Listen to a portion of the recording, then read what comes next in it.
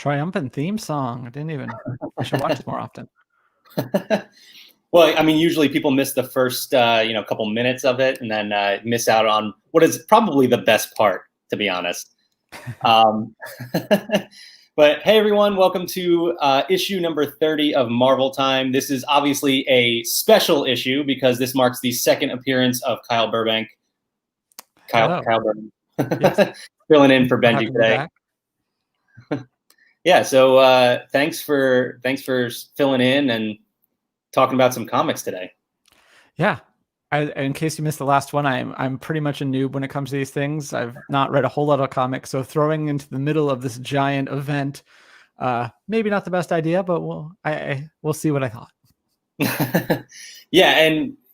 Like you said, you are jumping right into the middle of this massive event that is going on. We are fresh off of the heels of Empire and which I believe it was during Empire that the last time you joined us, I think. Yeah. Empire and 10 of Swords. And this one really feels like it dwarfs those other two. Like we have way more tie-ins in this one than we have in the past. So let's jump right into, we had 5 King in Black related tie-in issues today. So let's jump right into the first one, which was King in Black, Gwenom versus Carnage. And as I pull up the cover here, what did you think of this one? Well, going in, when you gave me the list, I thought that this would probably be my pick of the week because of the few comic books I've purchased in the last 5 years. Most of them have been Spider-Gwen, which means I've only purchased like 3 of them. But I really like her as a character. I love the colors of her costume, and I love the art that inspires in the books. And I just didn't love this one. I thought that there was nothing really to grab onto. Like there was some action, but it was just so fleeting. Like the entire book I consumed very quickly, and I'd say it hooked me for the next issue. Like I want to read that, but it didn't make me love this issue. So yeah, what did you think? Yeah, I definitely agree, and I 100% love the look of Spider-Gwen, Ghost Spider, Gwenom, whatever name you want to give her. And this book had some really spectacular art. But I felt like her sort of inner monologue was kind of rushed and just kind of went from point to point.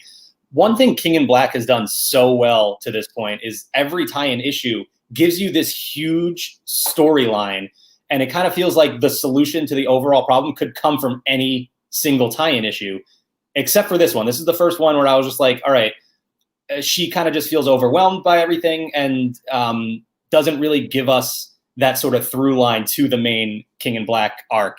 So it kind of fell a little bit flat. The action was fun still. I mean, anytime you get spider person interacting with symbiotes, it's always going to be some fun. I did really like the new spin on Carnage that we got in this one, and we won't spoil what happens here, but definitely a new version of the character. That last panel, definitely, I was like, okay, well, I want to read the next one, but was it worth suffering through this? You could probably just start with the second one. I mean, I haven't read it yet, obviously, but that's my instinct. Yeah, and we'll definitely see how that ends up playing out when we get.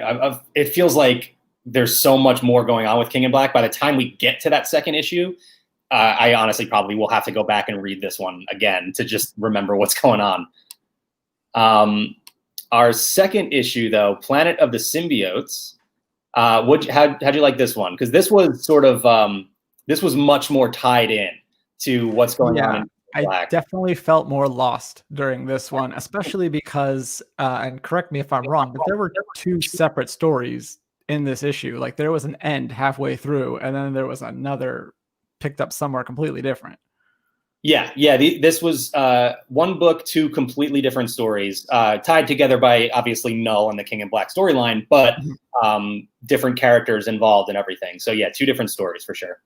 Yeah. So I mean, there were parts that I kind of enjoyed, but it was just hard to get into, given a lack of reference for the rest of this event.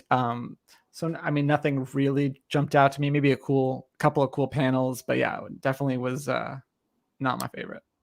Yeah, that makes sense. Like I said, this was very much you kind of needed to know what was going on.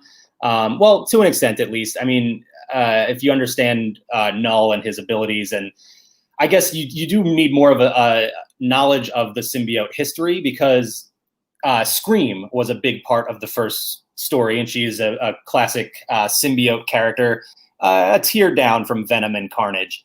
So it was cool to see her pop up in a very different context, as well as a whole bunch of other classic symbiote characters as well. And then the second story actually takes us over to Ravencroft, where we see some more tie into symbiote history, as well as a brand new symbiote character who seems really awesome. And one thing I really like, as I mentioned with Gwenom versus Carnage, we keep getting these different storylines that could potentially create the solution to all the problems. This one gave us another huge problem for them to deal with. And I'm really excited to see how that plays out, because Eddie Brock has another problem on his hands coming. So I'm excited to see how that shakes out. So our next issue was Thunderbolts, and again, a King in Black tie-in, and a very different Thunderbolts team. Thunderbolts has seen a lot of different iterations, different lineups, different people pulling the strings, but this one was even more different from most other iterations of the team. What'd you think of this one? So we were saying it's funny because I didn't mention it, but you were saying like during the Gwen Stacy book, just how the inner monologue or the dialogue, that little dialogue there was just not great. And so what really grabbed me about this book was that a ton more reading to do. But I loved it. It was funny. I could figure out what was going on, even having no reference to Thunderbolts. They clearly spell out how this is different and how it's ironic and funny. And there was some really great panels. Like overall, I wouldn't say that the artwork is my favorite style, but there were some really striking panels. In particular, there was one that was like a completely red background with just some black on top, caricatures on top, not caricatures, but shadows on top almost. And so, yeah, I really, really enjoyed this one, and it is my pick of the week. Oh, going real fancy, putting the banner up there. Yeah, I totally agree. And you don't need to create a new banner, but this is also my pick of the week. Oh, there you go. Had it ready. Yeah, really, really love this one. It's funny because I was starting to think like, oh, this is kind of poking fun at Suicide Squad, isn't it? Like, this is essentially what they've put together here. And maybe a couple panels later, they start making a Justice League joke. So I thought that was really funny. Anytime Taskmaster is at the head of a comic, it's going to be very entertaining and very funny. I love this lineup here. You have big villains like Taskmaster, like Rhino, but then you also have Mr. Fear and Batroc the Leaper. So really eclectic group of characters. I really like the way that they put this together. Didn't they even call Rhino a hippopotamus at one point? Yes. I enjoyed that. Yes, and I believe that might have been Batroc that called him that, or maybe it was Mr. Fear. I'm not sure, but every character had at least one or two funny lines throughout. They all got a chance to shine.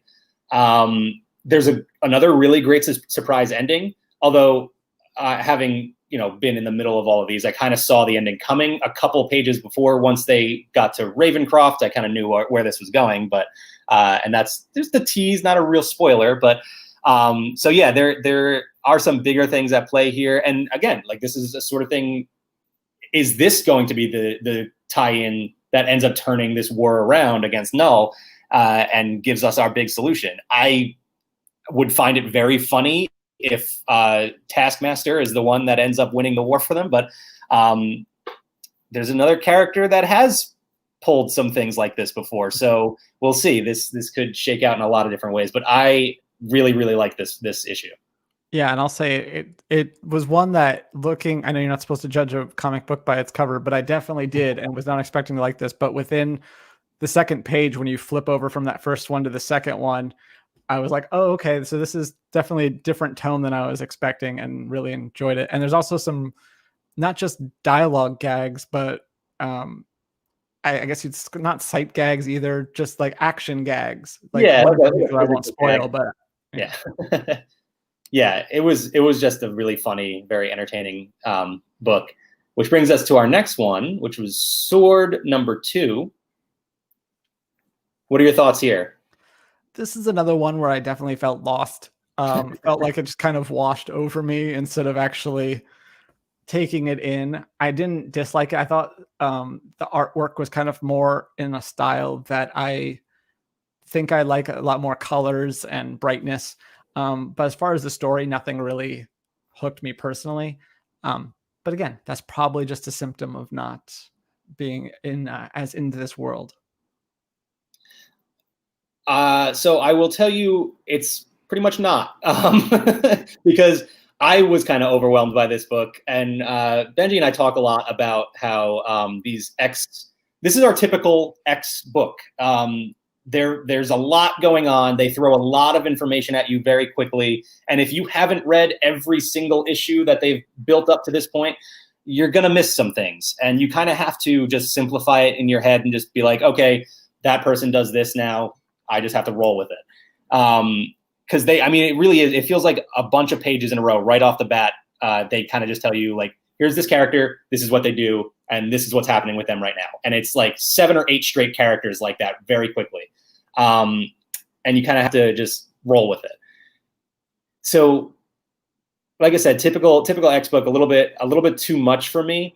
But they did some things I like. And it's like I was saying with other issues, they give us a potential solution and they give us another big threat. So I'm really interested to see where they go with this and how much of an impact this has. So to give some context on what's going on in King in Black, Null has built a symbiote cage, more or less, around Earth, and S.W.O.R.D is stationed they're on a space station, so they are outside of that cage. So they are trying to basically break Earth free and actually have contact in between, so getting back down to Earth. So obviously there's potential there for them to be the ones that save this story. I'm just very curious to know, again, how much of an impact they actually have on the overall story arc.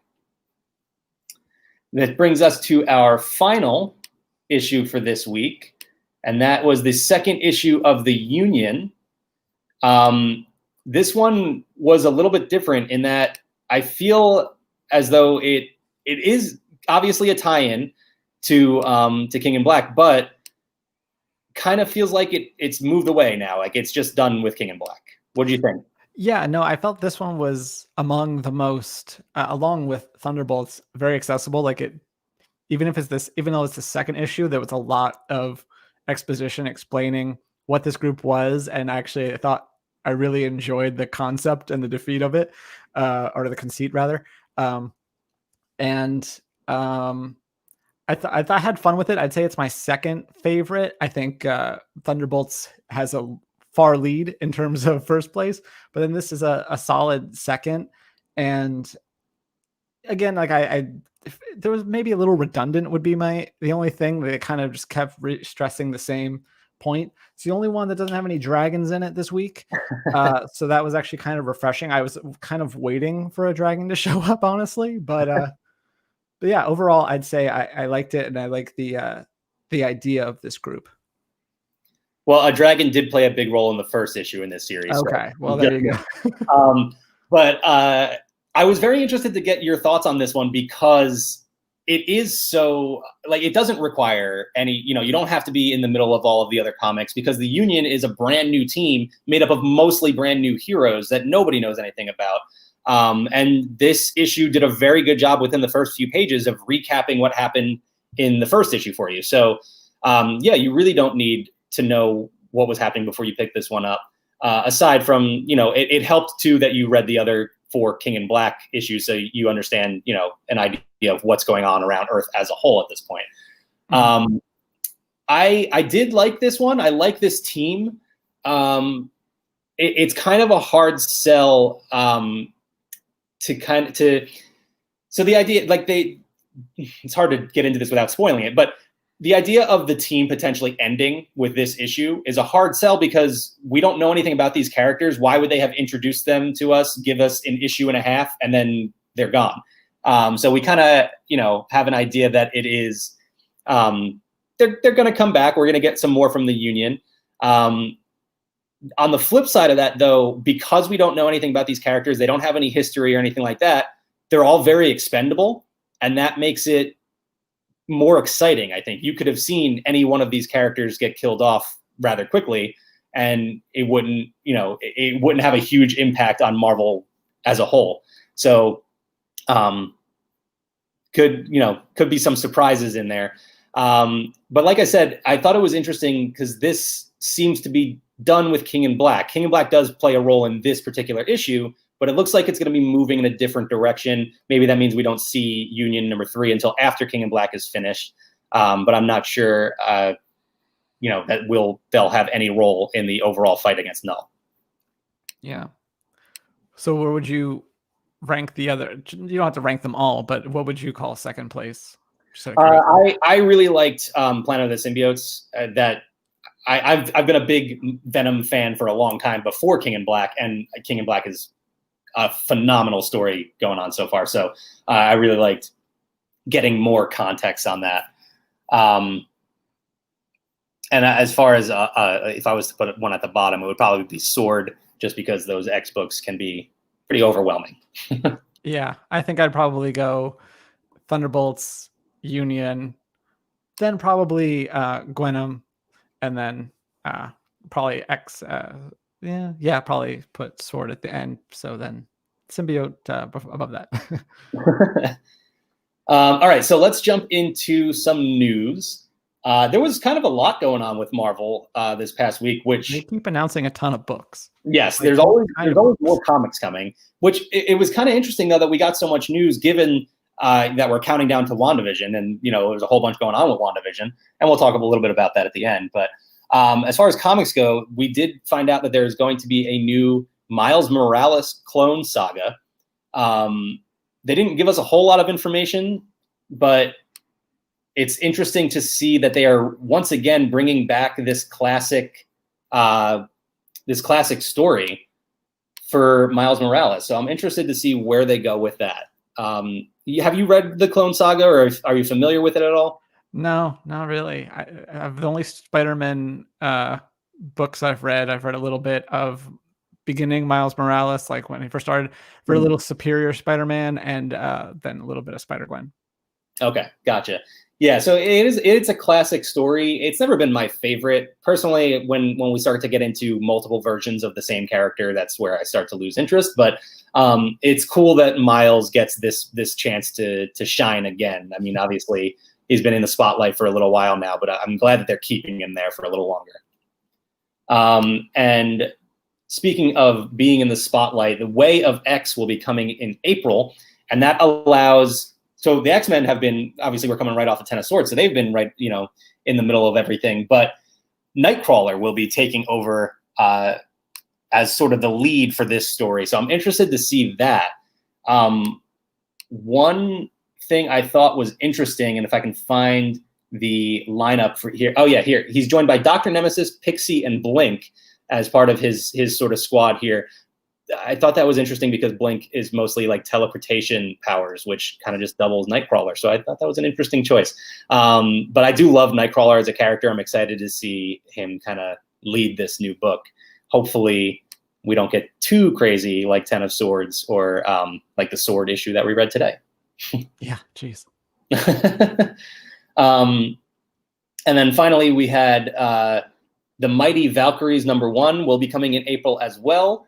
And we know it's going to involve Loki. So who knows? This book could be going anywhere. We did just get reintroduced to Jane Foster as a Valkyrie in, I think get the title right, King in Black, Return of the Valkyries #1 last week. So, which I really, really liked. If you haven't checked out that issue from last week, I definitely recommend it. I'm excited to see where this goes. The Valkyries have always been a really interesting group of characters to me. So I'm excited to see them come back.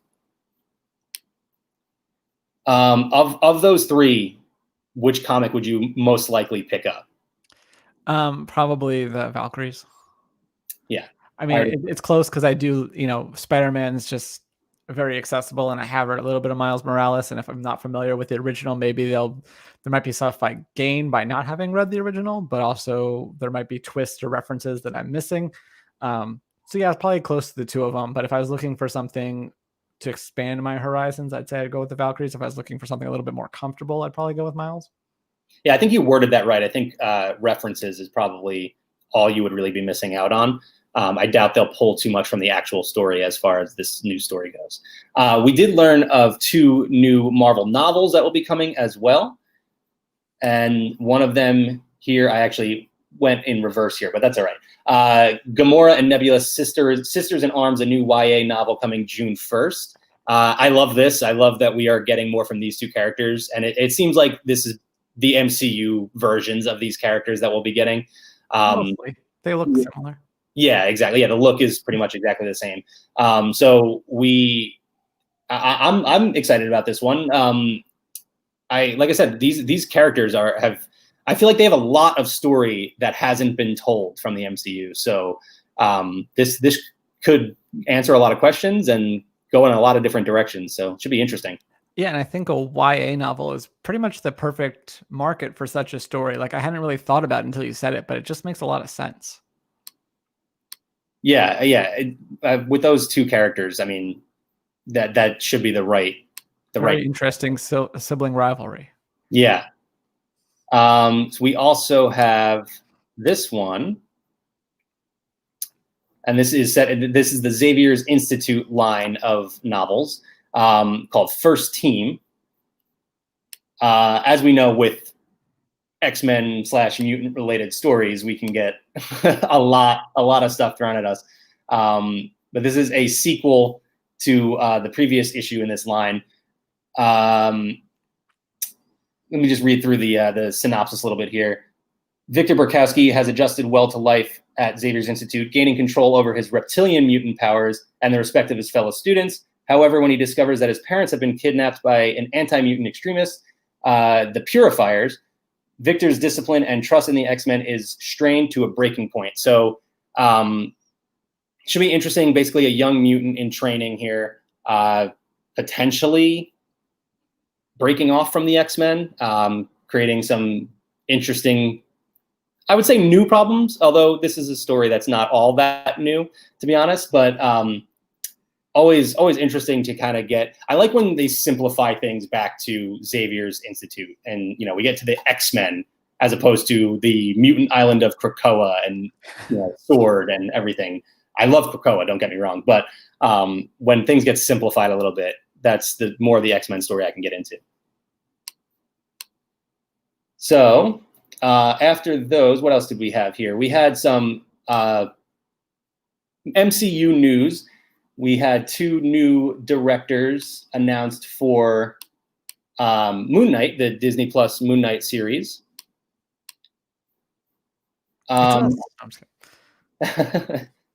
Yes, yeah, we will be directing Moon Knight.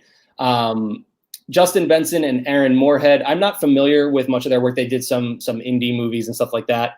But I'm just excited that we are getting more news on this series. I have made it clear before, Moon Knight is one of my favorite characters. I cannot wait. I love that Oscar Isaac is going to be playing the title role in this. Love that casting. Very excited to see Moon Knight. Are you familiar with Moon Knight at all? Have you read anything? I know the concept of it, and that's pretty much it. Okay. Yeah, I mean, I guess that is pretty much the most interesting part of it is like, once you know the idea of the character. Although what I'm very interested in seeing is Moon Knight is kind of an ultra-violent character. I doubt we'll see that on Disney Plus, so I'm very interested to see how they kind of dance around that, and what kind of version of the character we do get in this new series. But speaking of the series, we actually just learned, minutes before we started here today, I'm probably going to butcher this last name here, Calamoe? Calumet? I don't know. She will also be joining the series in a key role that has not yet been specified. Lots of different ways they could go with that. Not even going to try and speculate.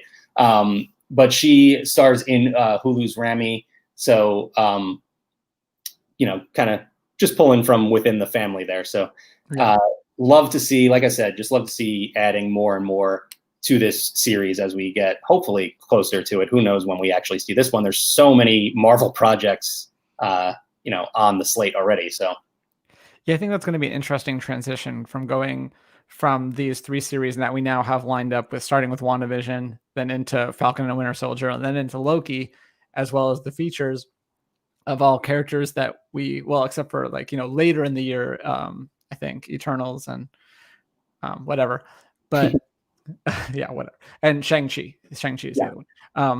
But yeah, going from these characters that we're already familiar with in their series, going into then ones that the general public are less familiar with, like Miss Marvel and She-Hulk, which, there's some tie-in with She-Hulk. Obviously, people are going to be like, oh, okay, so it's the same thing, but it's a girl. And then there's and then Moon Knight. So I think that's going to be it'll probably be next year. And I think that'll be interesting to see how those go over compared to this streak that we're about to enter. Yeah, I totally agree. It is an interesting time for the MCU because you're transitioning away from those familiar characters. I don't want to get into it too much right now because we'll touch on it on the end again, but WandaVision is a nice bridge because it's so different. Staying in the MCU, we did get some news that Kevin Feige confirmed that Deadpool 3 will be set in the MCU and will be rated R. It feels like we learned that before, but I guess we never actually officially got confirmation. I feel like we've learned that 50 times, but maybe not. I don't know. I just go with what the boss tells us. How we learn. But yeah, of course, still exciting. I love that it'll be set in the MCU. I love that they are not rebooting or restarting. We're just going to just continue on, which is so perfect for Deadpool. Like, I can't wait for the jokes that he is going to make right in the beginning of this movie, just straight up acknowledging that he's in the MCU. I can't wait to see that. So that should be fun. We'll actually have a budget. You can afford these characters now. Yeah. On the negative side, Sony's Morbius, the Spider-Man spinoff, has been delayed from March 19th to October 8th. And Morbius was not, near the top of my list for things I was most looking forward to anyway, but still would have liked to see it sooner rather than later. So, because any Marvel project, I'm going to be all excited for. So, still interested in Morbius, and probably fits better in October anyway. Yeah, I mean, having no idea what it is, I'm sure it does, because it seems like Sony's MO in terms of those. Is he like a villain, or I assume he must be tied to the Spider-Man verse because obviously Sony has the rights to it. So. Yeah, Morbius is sort of an anti-hero. He is a doctor, a biochemist, I believe, who tries to cure his own blood condition, but ends up turns himself into a vampire, more or less. So yeah, he's not necessarily a villain because he tries to do the right thing, but he's also a vampire, so he's going to eat some people. Is there a chance that this ties into their Venom movies too, or? I'm really not sure what Sony's plan is at this point because we've heard so I don't many. think Sony knows what Sony's plan is either. Exactly. We've heard over and over again that they plan to build this universe and lead up to the Sinister Six and have Spider-Man involved. But then, are we going to see the same Spider-Man from the MCU? Who knows? I don't know where this ends up going. Personally, I would like to eventually see a different Venom in the MCU. So I hope they don't keep building that franchise out too much. But I guess we will have to wait and see on that one. It probably is going to be quite a while before we get there anyway. Yeah. Finally, we learned Marvel announced that they will be doing Marvel must-haves every Monday. So a bunch of new products based on, and this is starting next Monday with the launch of WandaVision. So the products will be based on whatever series is going on, because this is going to go through the end of the year. More than a year, 52 weeks. So it goes into next year, presumably. Yeah. So there you go. I mean, we've mentioned it before. WandaVision starts, and we don't really get much of a break for quite a while because WandaVision is going to lead right into Falcon and the Winter Soldier, right into Loki, right into What If, right into Miss Marvel, right into Hawkeye. Maybe flip those last two, but we're not sure yet. Both of them coming late 2021. But so every Monday we will be finding some new Marvel products themed to the ongoing series at the time. And we will be having our own Marvel Mondays where we will recap the latest episode, plural, of WandaVision.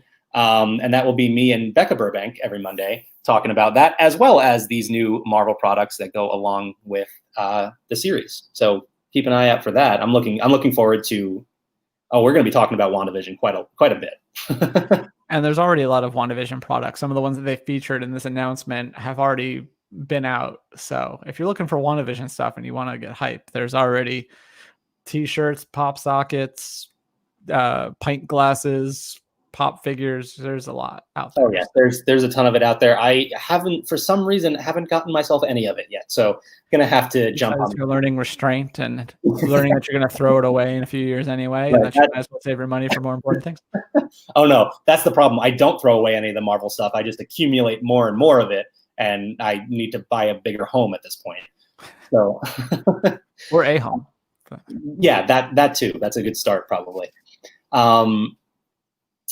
So yeah, on WandaVision, we have that coming up in just a couple days now. Yeah. I have, as we've talked about before, I have seen the first 3 episodes. I loved it. It is incredibly different. Listen, don't be too jealous of that, because I now have to wait 3 weeks to see anything new, because the first week, the premiere is going to be 2 episodes. We'll get episode number 3 next week. So it's gonna be a while, and I'm just sitting here, on the edge of my seat waiting. At least you have a couple days to get some new Marvel content. How much are you looking forward to WandaVision? I'm looking forward to it, but at the same time, I'm a little, I don't know about upset, but when we were watching The Mandalorian, we would do it on Saturday mornings. So, we'd get up at a leisurely time, make some coffee, and put on the show. We did that for all of them except the finale, when I woke up and looked at our Slack channel and could already tell it was going to get spoiled if I didn't just get on it. But because of our recording schedule, I'm going to have to start watching them on Friday mornings. So it's going to be interesting to see how I budget my time and stuff there. So I'm excited, but I'm also a little stressed. Yeah, it's gonna be stressful, but it's gonna be the fun kind of stressful. So we obviously will be doing Marvel Time every Wednesday, where we talk about our comics and our news. As I mentioned, Becca and I will be talking about WandaVision and the new Marvel must-haves every Monday.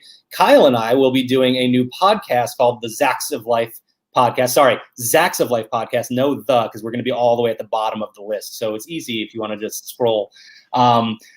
So yeah, we will be talking about Marvel news. We'll be recapping WandaVision as well, or talking about it, but trying not to spoil too much, I guess. So yeah, keep an eye out for a new podcast. It's going to be a little bit different from everything else we do. We're going to have some fun on that as well. Some Marvel drafts that should be interesting. But yeah, so keep an eye out for that. I am really excited to get this started and bring all the Marvel content to you guys. Yes, lots of Marvel. Oh yeah, it's going to be busy. It's and by the way, Zacks of Life podcast will be coming out every Monday, as long as there is Marvel content being released. So a television series or movie, which, as I mentioned, it's going to be a very busy schedule for the rest of the year. So, lots of podcasts to come. There might be a week in between Wanda and Falcon and Winter Soldier, if I'm looking at the calendar right. Yeah. I think there's going to be a couple weeks here and there, but not much. Well, so, we did have a year off almost. So yeah, very true. We did. Aside from comics. Right. Which the comics have been providing enough excitement as it is, but I can't wait to get back into the MCU.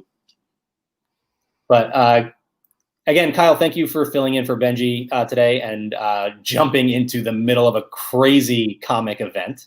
No problem. I enjoyed it. I'd say definitely check out Thunderbolts, no matter whether you've read it before or not. Read anything before, I guess. Yeah.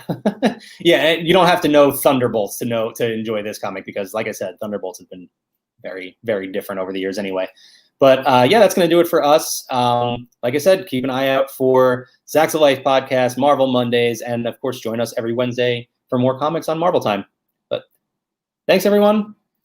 Bye. Bye.